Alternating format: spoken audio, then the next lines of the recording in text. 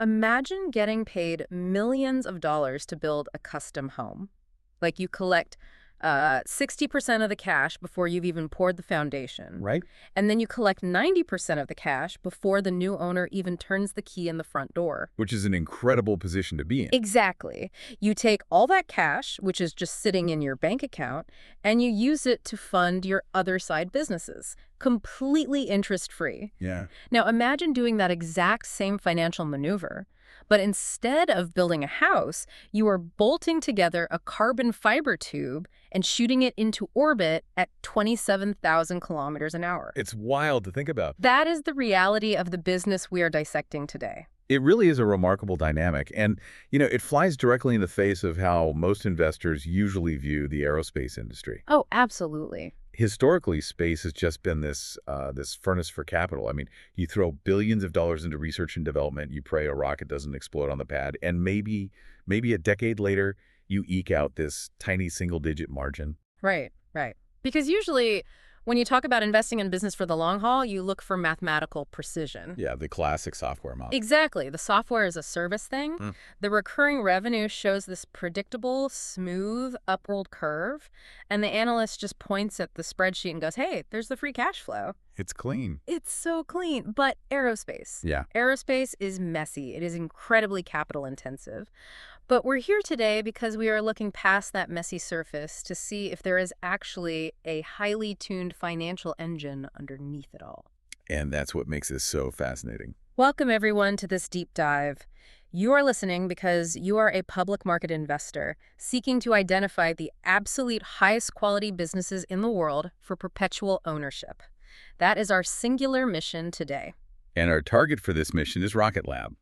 We're taking a rigorous, highly skeptical look at a massive stack of their SEC filings, their earnings calls, their investor presentations. We went through a lot of them. Oh, a mountain of them, running right up through their fiscal year 2025 10K and their Q1 2026 data. Yeah. But before we get into the weeds here, we really must explicitly state the ground rules for our analysis today. Yes. We are strictly adhering to a perpetual ownership framework. Which means rule number one, we are completely ignoring valuation. Entirely.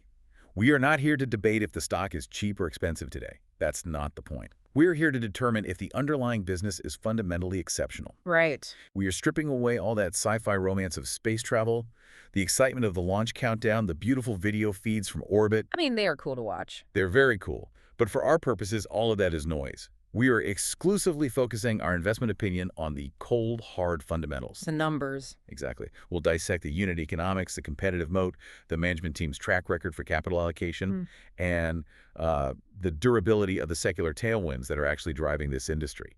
Because the numbers coming out of this company, they really demand that level of scrutiny. Let's look at the actual filings for a second. Yeah, let's do it. Rocket Lab just posted a record $602 million in revenue for the full year 2025. Which is a massive leap. Huge. And they are sitting on a massive $1.85 billion backlog of future orders. Right. And perhaps most surprisingly for a space company, and this is the part that really caught my eye, they just posted record non-GAAP gross margins of 44% in Q4 2025. Yeah, 44% in aerospace. It's nuts. So the core question we really have to answer here is this a genuine, high-quality, perpetual compounder? Or is it just a value trap disguised as a rocket ship? To answer that, we really have to start at the absolute foundation. Yeah. Because you cannot assess a space company's viability without fundamentally understanding the unit economics and the engineering mechanics of its primary launch vehicle. For Rocket Lab, that foundation is the Electron rocket. We have to look at what I consider their launch moat and the actual mechanics of their working capital engine. Okay, let's unpack this. Let's talk about the Electron. So by the end of 2025, they had 75 successful missions under their belt. Yep. They've deployed over 200 individual spacecraft into orbit. And as of early 2026, they're sitting at 77 successful missions. Which is just a massive amount of flight heritage. Right. To put that in perspective for the industry, they are the second most frequently launched U.S. rocket, trailing only behind SpaceX's Falcon 9. Exactly. But what stands out to me isn't just the rocket itself, it's the infrastructure. It's where the rocket actually takes off from. That is precisely where you have to look to find the structural moat. I mean, they possess a massive first-mover advantage in the small launch market, sure. but it is heavily fortified by these highly differentiated physical assets. Right, like their launch pads.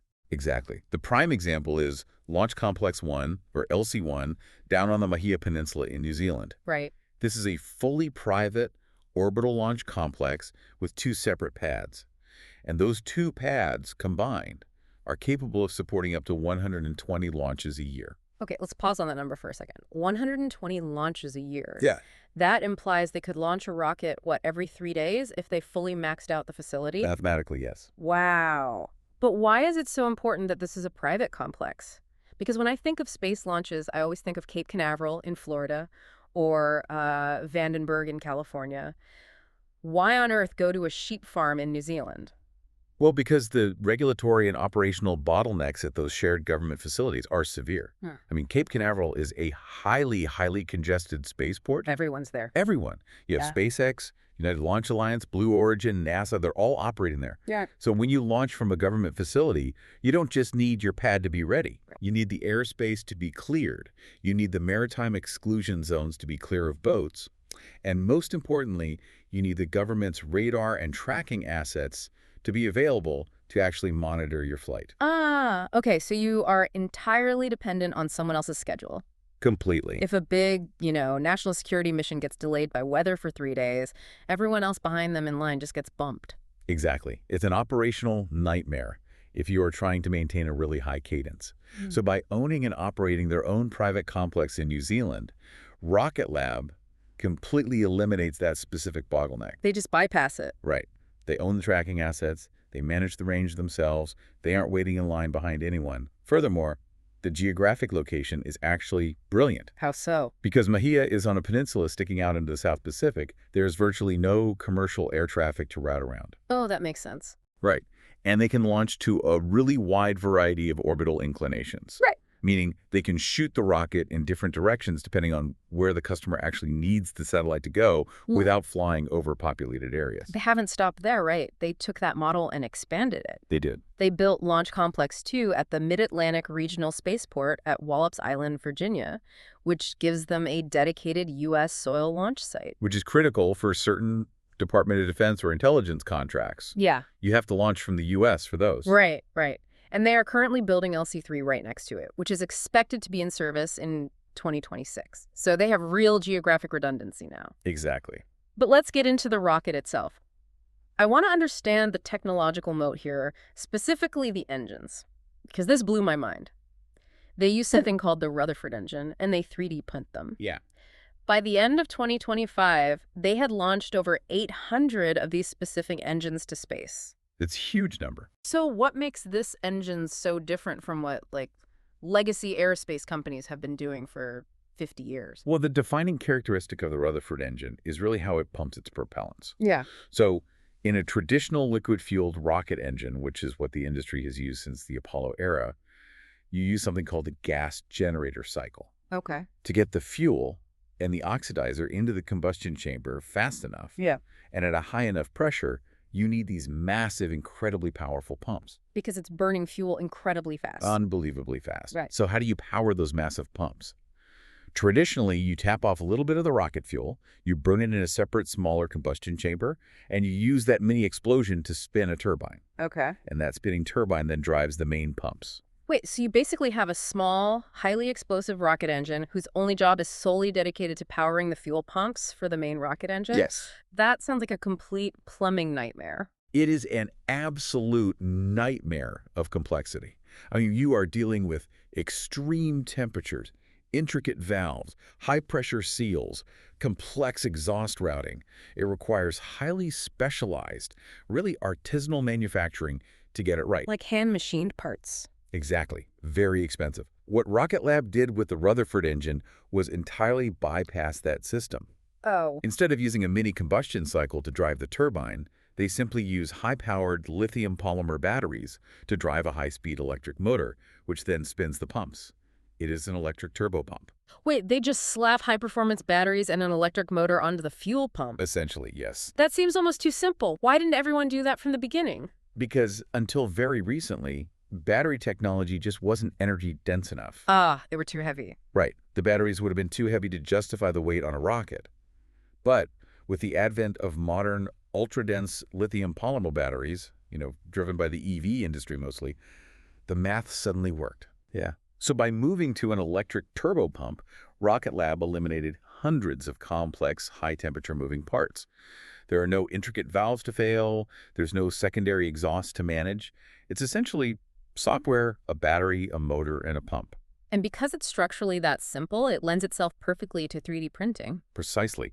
They 3D print the primary components of the engine, and this allows for ultra-rapid design iteration, automated testing, and highly scalable manufacturing. So they aren't waiting on parts. Right. They don't need a factory full of master machinists spending weeks milling complex turbine blades out of exotic alloys. They just print them.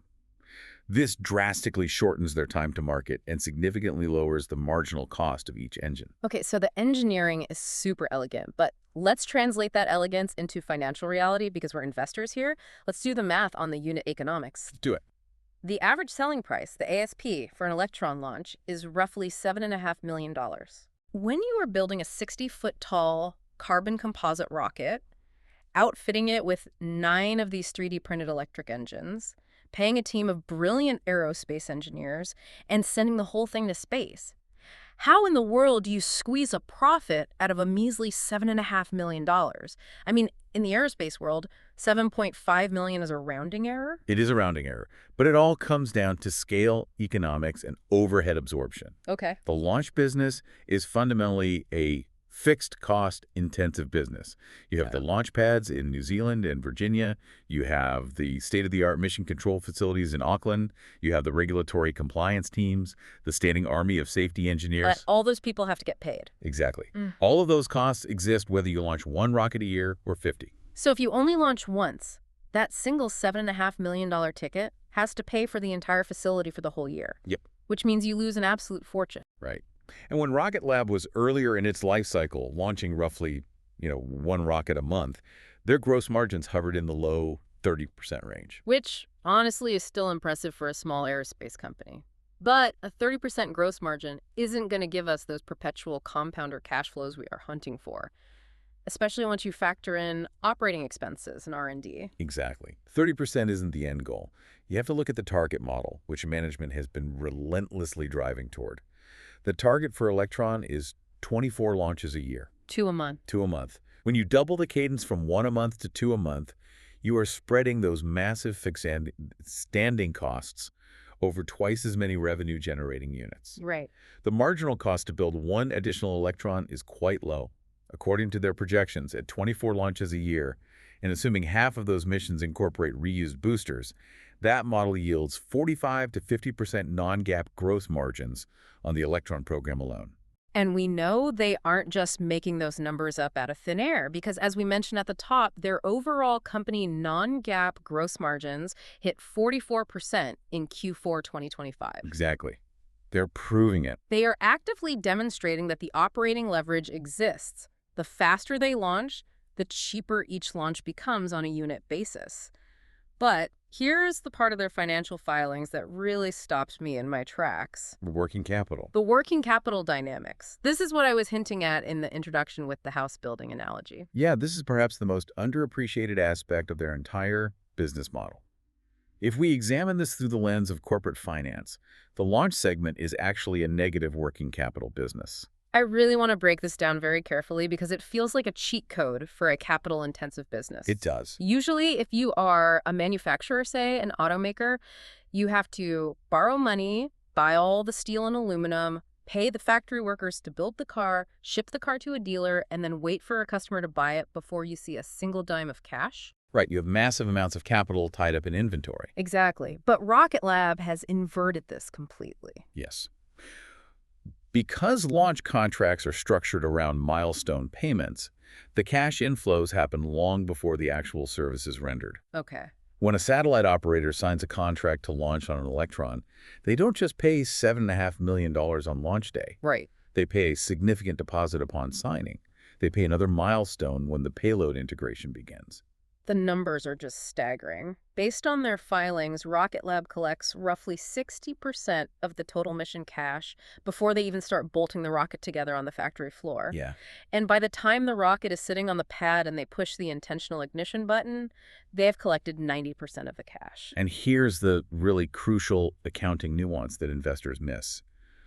Under generally accepted accounting principles, or GAAP, Rocket Lab cannot recognize that cash as revenue yet. Because they haven't delivered the service. Exactly. It is point-in-time revenue recognition. They only recognize the revenue the exact moment the satellite is successfully deployed in orbit. So it just sits on their balance sheet as deferred revenue. Yes. It's exactly like an annual software subscription where you pay up front for the year, but the software company only recognizes 1/12 of the revenue each month. It's exactly like that. Except here, Rocket Lab is holding millions of dollars of customer cash for months, sometimes over a year, while they build the rocket. They are using their customers' balance sheets to fund their own operations and R&D. Right. Without diluting their shareholders and without taking on expensive debt. It is a profound structural advantage. It generates free cash flow ahead of revenue. However, and as an impartial analyst, we have to look at the fragility of this system. Right, it can't be perfect. It requires absolute, flawless execution.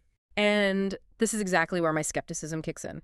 If the entire economic model hinges on overhead absorption, meaning you absolutely must hit that cadence of 2 launches a month to maintain your 45% margin, isn't this incredibly fragile? Is highly sensitive to disruption. Right. Yeah. Because if you are a software company, a server goes down, you reboot it, you give the customer a $10 credit, you move on. In aerospace, a failure means a multi-million-dollar explosion. Yes. It means the FAA steps in, it means an investigation board is formed, the pad gets shut down, all flights get grounded for months. If that happens, the cadence drops to 0, the fixed costs just eat you alive, and that beautiful negative working capital engine suddenly grinds to a halt. Doesn't a single anomaly just ruin the thesis? That is the inherent, unavoidable risk of the launch business. Yeah. You're absolutely correct to be skeptical. A launch failure is catastrophic to short-term margins and cash flow. Yeah. However, this is exactly where the concept of flight heritage Right. acts as a protective moat. Okay, explain that. By the end of 2025, Electron had 75 successful missions. They have amassed an enormous data set on how this specific vehicle performs in the vacuum of space under maximum dynamic pressure across hundreds of variables. They know the rocket inside and out. Exactly. The statistical probability of a systemic design-level failure is significantly lower for Electron today than it is for any new entrant trying to build a rocket. So the risk of a catastrophic grounding diminishes with every successful flight because they've already ironed out the fundamental engineering flaws. Precisely. Furthermore, when you're assessing management quality, you don't just look at how they operate when things go perfectly. Right. You look at how they react to the data when reality challenges their assumptions. Take their approach to reusability, for example. Oh, this is a fascinating story. So reusability is the holy grail for launch margins. We know this from watching SpaceX land Falcon 9 boosters on those drone ships in the ocean. Yes. If you don't throw the multi-million-dollar rocket away every time, your margins expand exponentially. Rocket Lab knew they needed to make the Electron reusable, but because the Electron is quite small, it doesn't have enough leftover fuel to turn around and do a powered landing like SpaceX does. It's just too light. Right. So they came up with this wild plan. They were going to have the booster re-enter the atmosphere, deploy a parachute, and then they were going to fly a modified helicopter out over the ocean and literally catch the parachute mid-air with a hook. It sounds like something out of an action movie. It totally does. And the crazy part is they actually did it. I remember watching the webcast back in 2022. They flew the helicopter, the rocket came down under the parachute, and the pilot successfully hooked the parachute line. Yeah, it was an amazing visual. The CEO, Peter Beck, was thrilled. He called it 90% progress toward their ultimate goal of full reusability. It was this incredible PR moment. It looked amazing on video. It was undeniably a tremendous engineering feat. But as perpetual owners, we care about capital allocation, not PR stunts. Right. So what happened? What did management do next? They analyzed the operational data. They realized that the helicopter operation was highly weather dependent. You need the ocean conditions to be perfect, the winds to be calm, the visibility to be clear. Which is rare over the open ocean. Exactly. It was logistically complex. You had to maintain a specialized aviation team, lease the aircraft, position ships downrange, The operational overhead was actually eating into the very cost savings the reusability was supposed to generate in the first place. So they looked at the data, swallowed their pride, and completely pivoted. Yes. They realized that simply letting the boosters splash down gently in the ocean under the parachute and then scooping them out of the water with a recovery ship was far more reliable and infinitely cheaper. But wait, saltwater and highly sensitive aerospace electronics usually don't mix. Isn't dunking a rocket in the Pacific Ocean a terrible idea? That was the initial assumption. That's why they tried the helicopter in the first place, Yeah. to keep it dry. But the engineering data from the recovered ocean boosters showed something really surprising.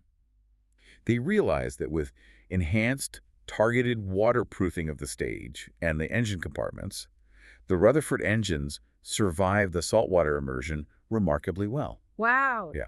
They found they could flush the engines, refurbish them with minimal cost, and requalify them for flight. So they just needed better sealing, not a helicopter. Exactly. Yeah. And they have now successfully recovered 10 vehicles using this method. They are actively flying reused engines today.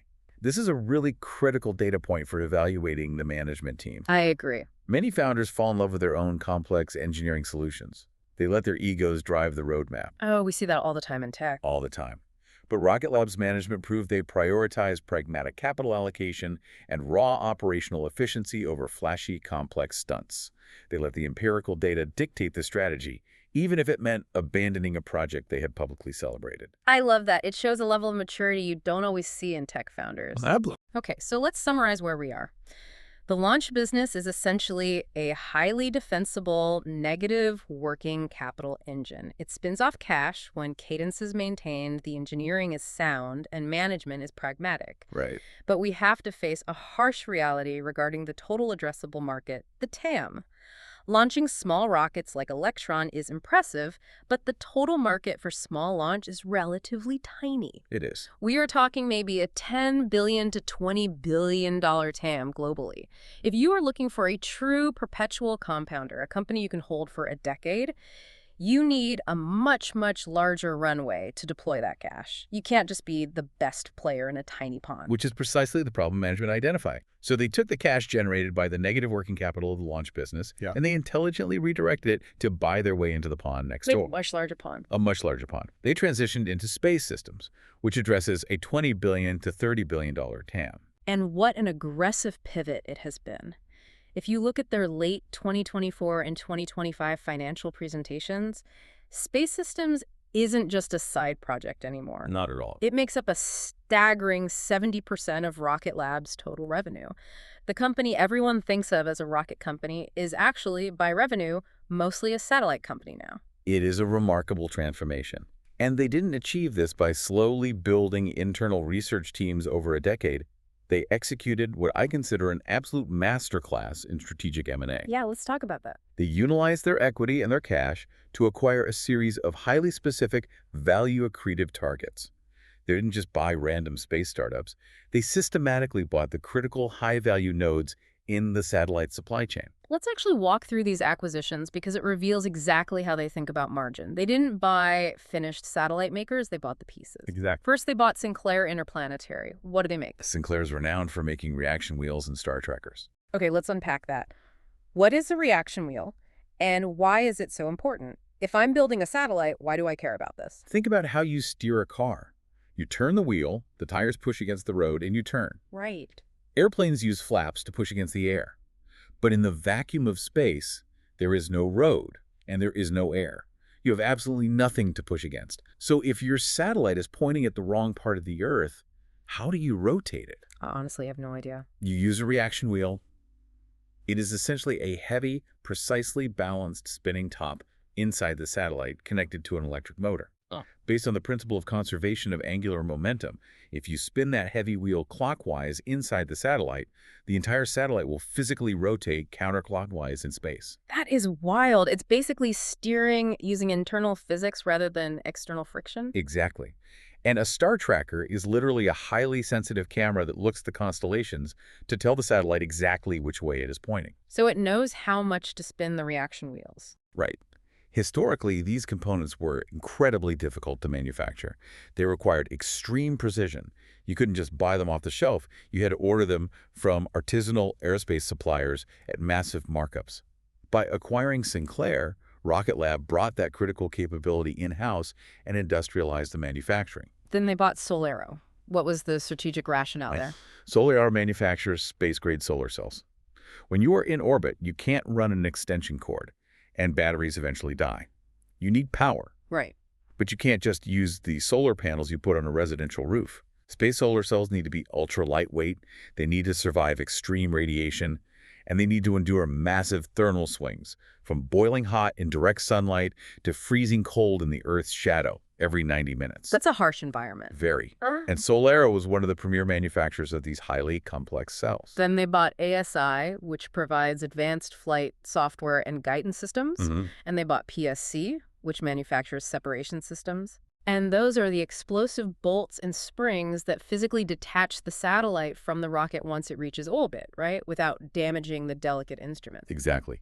Now look at that list of acquisitions. If you operate them as a fragmented portfolio of parts suppliers, you have a decent business. But that wasn't the goal. Rocket Lab systematically integrated them. They bundled them. They bundled the reaction wheels, the solar panels, the software, and the separation systems to transition the company from being a mere component vendor into becoming a prime contractor. Meaning they now have the capability to build the entire satellite themselves from the ground up. Correct.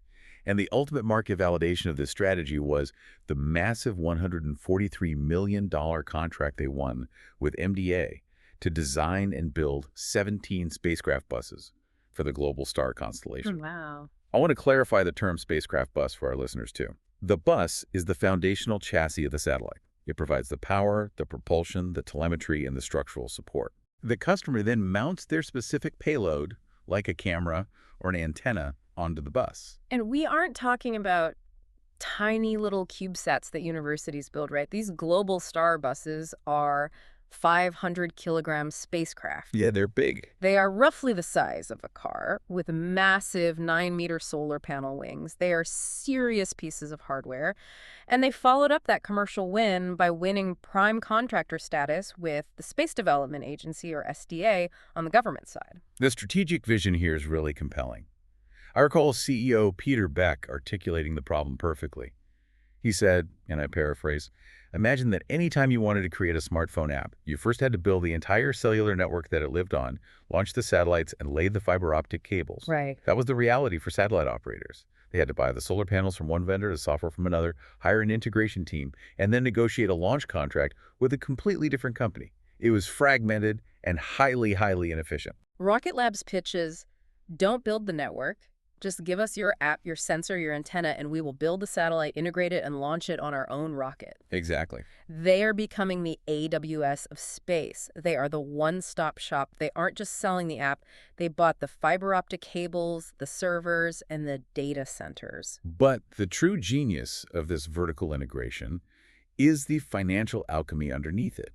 It is about actively eliminating what we call the margin stack. This is a concept I really want to dig into because it explains why legacy defense contractors operate the way they do and how Rocket Lab is actively disrupting them. Yeah, it's crucial. Historically, satellite manufacturing is a notoriously low-margin business for the prime contractors. If you look at the financials of legacy players, you often see high single-digit to low double-digit operating margins. Why is it structurally so low? It goes back to the history of government cost-plus contracting. Historically, prime contractors, the massive legacy aerospace giants, acted mostly as systems integrators. They didn't build every part themselves. If they won a billion-dollar contract to build a satellite, they would subcontract almost everything. They would buy the solar panels from company A, the reaction wheels from company B, the software from company C. And every single one of those companies needs to make a profit. Exactly. The solar panel supplier bakes in their 15% margin. The reaction wheel supplier bakes in their 20% margin. The software provider takes their cut, and then the prime contractor takes all these components, bolts them together, and layers their own 10 or 15% margin on top of the entire inflated cost basis. Oh, wow. It is margin layered upon margin upon margin. That is the margin stack. It's incredibly inefficient for the end customer, but it was tolerated because the government was willing to pay it? But in the commercial market, that pricing just doesn't survive. Precisely. By aggressively acquiring a supply chain and integrating it in-house, Rocket Lab captures all of those underlying component margins for themselves. They collapse the stack. They just keep it all. Right. When they build a satellite bus for Globalstar, they aren't paying a 20% markup to a reaction wheel vendor. They are supplying it at cost from their own internal Sinclair division. Which is huge. This architectural advantage allows them to push their space systems gross margins to roughly 30 to 40% at a program level, which is virtually unheard of for traditional prime contractors. It also gives them a massive distribution and bidding advantage. Because if you own the entire supply chain, you control the manufacturing schedule, you control the raw material cost, and you control the quality assurance. Yep. If a legacy prime contractor faces a supply chain snag because their third-party solar panel vendor is delayed, the whole project stops. Rocket Lab doesn't have that risk. That gives them incredible leverage when bidding for massive government and commercial constellations. However, and as skeptical analysts, we must maintain our objectivity here. We cannot just read the glossy investor presentations. We have to look at the historical financials. Right. This integration process was not entirely seamless at first. There was genuine friction.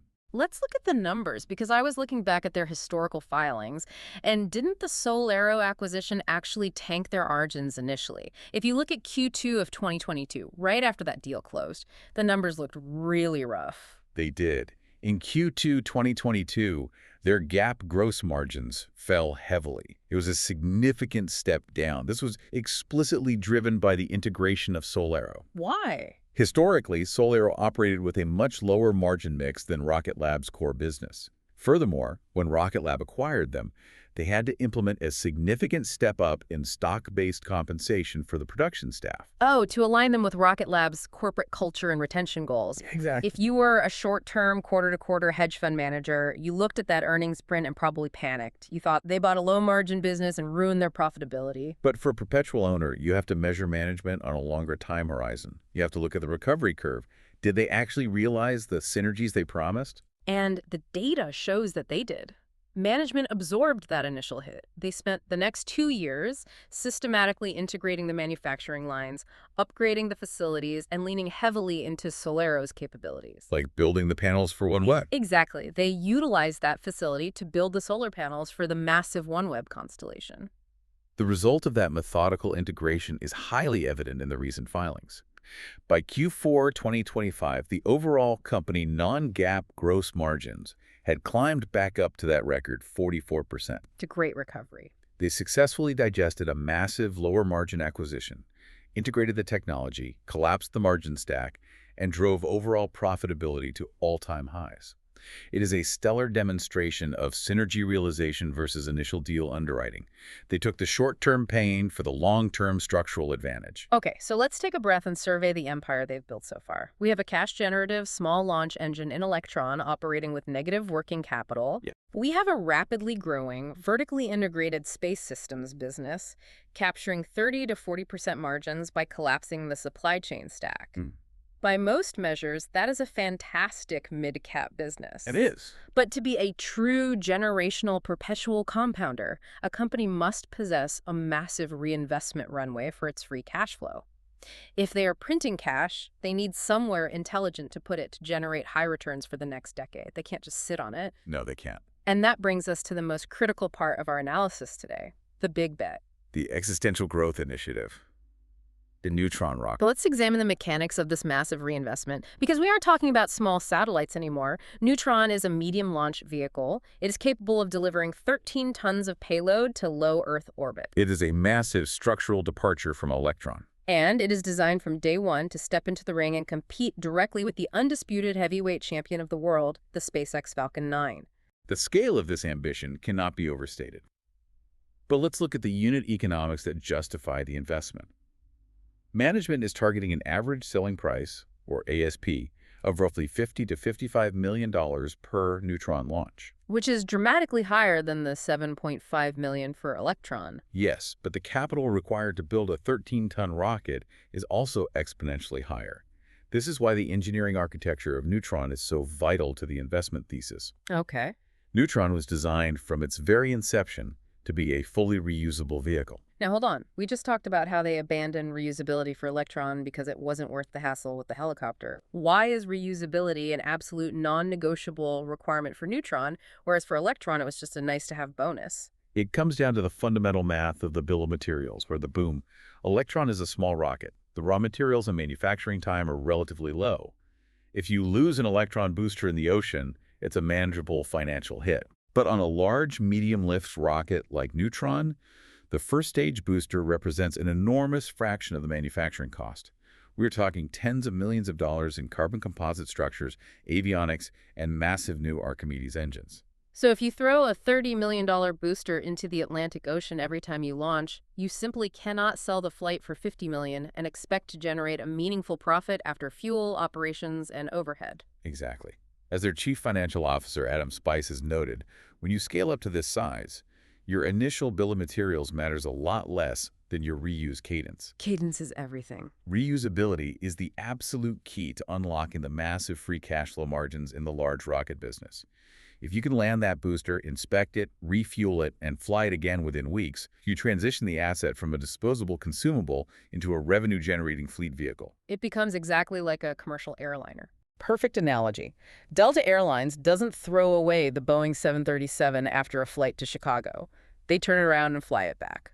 That is the economic model of Neutron. If achieved, it can yield approximately 50% free cash flow margins at scale. But the management team isn't spinning a fairy tale about this being an easy path. Yeah. And this is where I really gained a lot of respect for their communication style. Yeah, they've been very clear. CFO Adam Spice was incredibly blunt on a recent earnings call. He didn't try to sugarcoat the financials. He explicitly stated to Wall Street analysts that Neutron will have negative margins initially. This is a critical data point regarding management quality and their candor.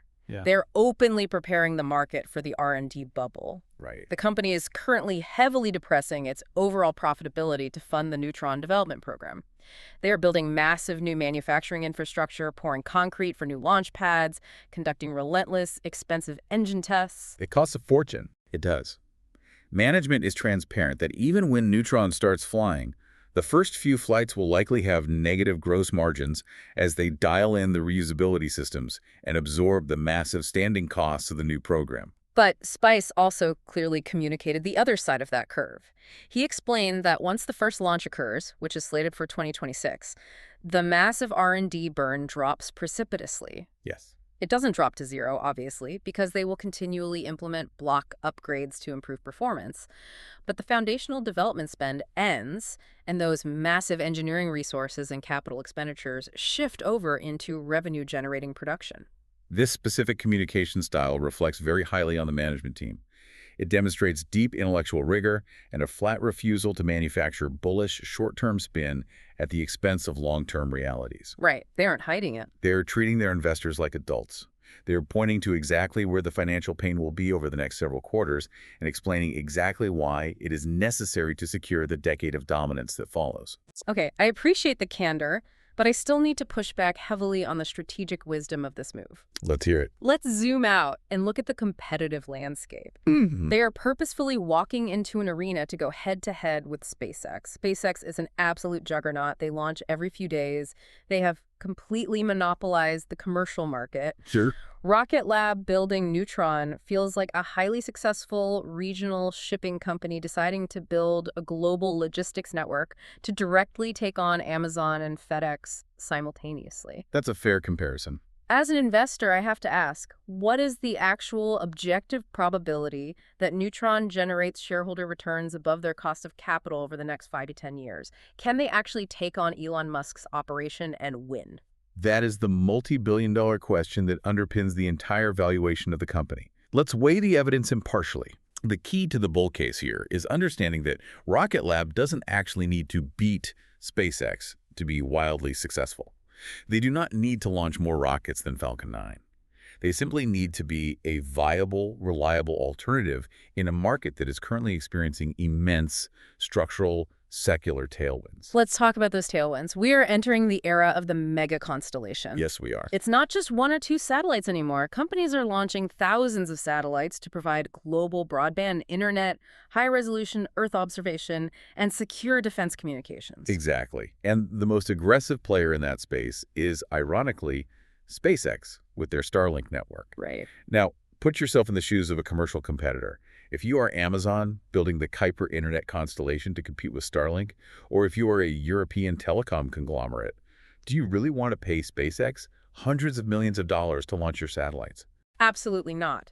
You are essentially handing massive profit margins directly to your fiercest competitor, funding their R&D to crush you. The commercial market desperately demands a neutral alternative. The exact same dynamic exists on the government side. The U.S. Space Force and the Space Development Agency are deploying massive, resilient architectures in low Earth orbit. Right. Their core mandate is assured access to space. From a national security perspective, the Pentagon absolutely refuses to be single-threaded. They can't rely on one company. They cannot allow themselves to be entirely reliant on a single corporate provider, no matter how reliable SpaceX currently is. If Falcon 9 gets grounded for a structural issue, the U.S. government needs another domestic rocket capable of lifting medium payloads immediately. So the market is practically begging for Neutron to exist. If Rocket Lab builds it, the customers are already waiting at the door. Precisely. And if we look at management's track record, they have proven they can design an engine, build a composite airframe, secure the regulatory clearances, and scale a vehicle to its target margins. They did it with Electron. Applying that identical playbook to Neutron is a highly credible thesis. However, we must explicitly state the risk. It is fraught with severe execution danger. Because building a 13-ton rocket that lands itself is orders of magnitude more difficult than dropping a small booster in the ocean. Exactly.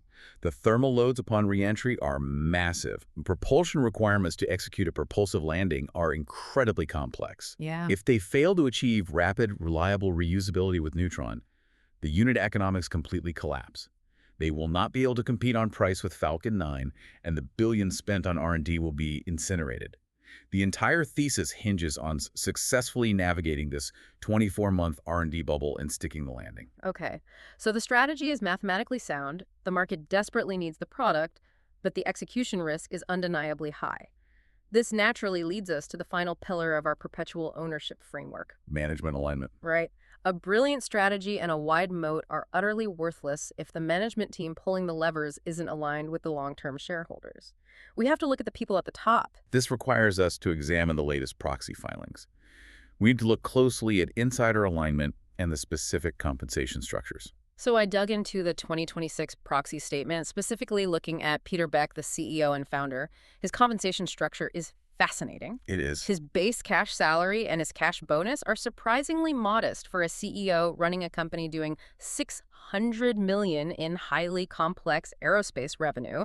But his total compensation is heavily, almost exclusively, weighted towards stock awards and performance-based equity. Yeah. In 2025, his summary compensation was reported on the headline at around $6.8 million. But if you look deeper into the proxy, it lists the compensation actually paid to him as $23.3 million. We need to explain why that massive discrepancy exists. That gap is entirely driven by the performance of the underlying equity. Because the stock price appreciated, the value of his previously granted stock awards ballooned. That's amazing. This is the absolute definition of shareholder alignment. When the business executes and the stock performs, the CEO is heavily rewarded. When the business stumbles, his compensation plummets. He is sitting on the same side of the table as the perpetual owner. He wins when you win. But as an impartial analyst, I have to point out the dark side of that equity structure. Stock-based compensation, or SBC, is a massive expense for this company, not just for the CEO, but across the entire engineering Maybe base. it's a real cost. When I look at that incredible Q4 2025 margin print, I see a glaring caveat. The GAAP gross margin, which includes all expenses, was 38%. But the heavily promoted non-GAAP gross margin was 44%. Right. That 600 basis point gap is almost entirely stock-based compensation being added back into the non-GAAP number. It is a critical distinction, and we must be relentlessly objective here. Investors must be highly mindful of SBC dilution. Management teams love to focus on non-GAAP metrics because it makes the operations look cleaner. Of course they do. But while SBC is a non-cash expense today, it is a very real economic cost to the shareholder over time. It dilutes your ownership stake. Every share they give to an engineer is a sliver of the company you no longer own. Correct. Now, we must contextualize this. Aerospace requires highly specialized, incredibly sought-after engineering talent. Rocket Lab is competing for propulsion engineers against legacy primes who have massive cash reserves and against well-funded private startups backed by billionaires. They have to compete somehow. To attract and retain the talent necessary to build something as complex as Neutron, Rocket Lab has to utilize equity aggressively. It is the cost of doing business at the frontier of technology. Right. But as a perpetual owner, you cannot just accept the non-GAAP numbers blindly. You have to meticulously model that share count dilution against the free cash flow growth to ensure that the intrinsic value on a per-share basis is actually compounding over the decade.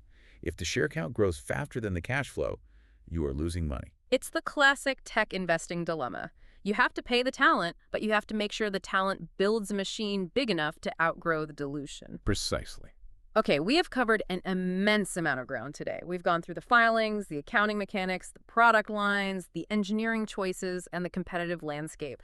Let's synthesize everything we've uncovered and formulate a final verdict. Let's do it. Based strictly on the criteria of a perpetual ownership investor, does Rocket Lab merit a position in the portfolio? Let's run through the framework point by point. First, the competitive moat. Is it durable? The evidence suggests it is highly durable. They possess extensive flight heritage with Electron, which drastically lowers their risk profile compared to new entrants. Check. They own highly differentiated private launch infrastructure that insulates them from government bottlenecks. And they have deep, difficult-to-replicate vertical integration in their space systems supply chain. Second, the unit economics. Are they structurally sound? Again, the numbers say yes. The launch business operates with an incredibly efficient negative working capital dynamic, essentially funding operations with customer cash. And the space systems business successfully eliminates the margin stack, capturing 30 to 40% gross margins in an industry that historically sees a fraction of that profitability. Third, management quality. Is the team proven and aligned? The historical record indicates they are exceptional capital allocators. They executed highly accretive acquisitions and navigated the difficult integration process to drive overall margins to record highs.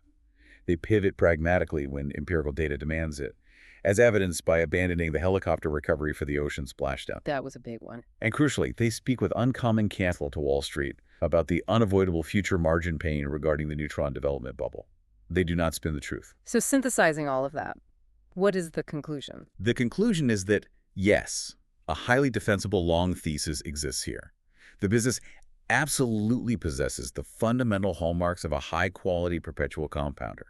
They have the moat, the economics, and the management. Okay. However, this entire thesis is predicated entirely on one massive caveat: their ability to successfully transition through the Neutron R&D bubble over the next 24 months. Right.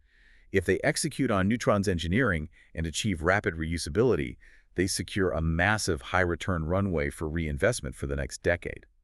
If they stumble on the engineering, or if Falcon 9 drastically drops prices to starve them out, the thesis fundamentally weakens. That is a remarkably clear-eyed assessment. We are looking at a business that is brilliantly funded by the negative working capital of its launch customers, a business that is driving massive, uncharacteristic profitability through deep vertical integration and satellite manufacturing, and a business led by a management team that speaks hard truths about the costs of scaling.